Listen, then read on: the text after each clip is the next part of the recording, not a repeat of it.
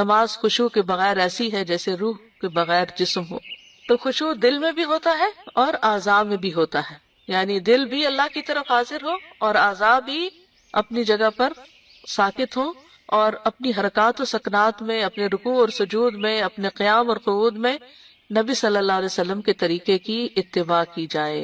اور شدید حرص ہو اس بات کی کہ بلا ضرورت حرکت نہ کی جائے، بلا ضرورت حرکت نہ کی جائے، یہ بہت اہم ہے۔ تو جب یہ بات آ جاتی ہے کہ سارا نبی صلی اللہ علیہ وسلم کے طریقے پر ہی اٹھنا بیٹھنا ہو، تو پھر اس سے یہ پتہ چلتا ہے کہ خشوع میں سنت کے مطابق نماز پڑھنا بھی آ جاتا ہے۔ عمر رضی اللہ عنہ جب کسی آدمی کو دیکھتے کہ وہ نماز میں اپنی گردن نیچے جھکا رہا ہے تو آپ اس کی گردن پر کوڑا مارتے اور اسے کہتے افسوس تجھ پر، خشوع تو دل میں ہوتا ہے۔ یعنی بہت زیادہ سر جھکا کے کھڑے ہو جانا، یعنی ایک تو نا نگاہوں کا جھکا ہونا، گردن سیدھی ہے لیکن نگاہیں جھکی ہوئی ہیں،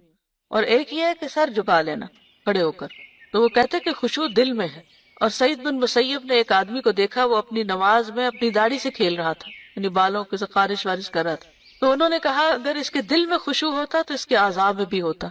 پھر اس کے ہاتھ بھی ایک جگہ ساکت ہوتے۔ خشوع کی ہمارے دین میں بہت اہمیت ہے۔ قرآن مجید میں خاشعین کی تعریف کی گئی ہے۔ سورۃ الانبیاء میں انبیاء کی صفت بتائی گئی،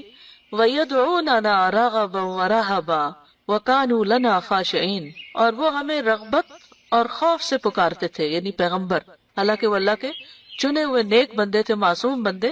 لیکن پھر بھی ان کے اندر ڈر تھا اللہ کا، اور وہ ہمارے ہی لیے عاجزی کرنے والے تھے۔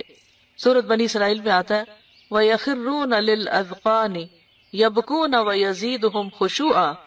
وہ ٹھوڑیوں کے بل گر جاتے ہیں، روتے ہیں، اور وہ قرآن انہیں عاجزی میں زیادہ کر دیتا ہے۔ خشوع کرنے والوں پہ نماز بھاری نہیں ہوتی کیونکہ ان کا دل نماز میں لگا ہوا ہوتا ہے۔ وَاسْتَعِينُوا بِالصَّبْرِ وَالصَّلَاةِ وَإِنَّهَا لَكَبِيرَةٌ إِلَّا عَلَى الْخَاشِعِينَ، اور صبر اور نماز کے ساتھ مدد طلب کرو، اور بلا شبہ وہ یقیناً بہت بڑی ہے، بہت بھاری ہے، مگر خشوع کرنے والوں پر نہیں۔ خشوع ایمان لانے کی علامت ہے۔ أَلَمْ يَأْنِ لِلَّذِينَ آمَنُوا أَن تَخْشَعَ قُلُوبُهُمْ لِذِكْرِ اللَّهِ وَمَا نَزَلَ مِنَ الْحَقِّ، کیا ان لوگوں کے لیے جو ایمان لائے وہ وقت نہیں آیا کہ ان کے دل اللہ کی یاد کے لیے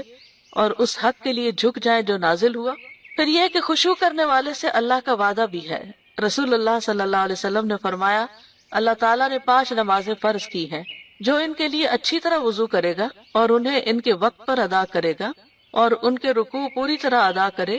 اور ان میں خشوع کا خیال رکھے، تو اس کے لیے اللہ کا وعدہ ہے کہ وہ کہ اللہ تعالیٰ اس کی مغفرت فرمائے گا، اور جو ایسا نہیں کرے گا اس کے لیے اللہ کا کوئی وعدہ نہیں ہے، اگر چاہے تو اسے بخش دے اور چاہے تو عذاب دے۔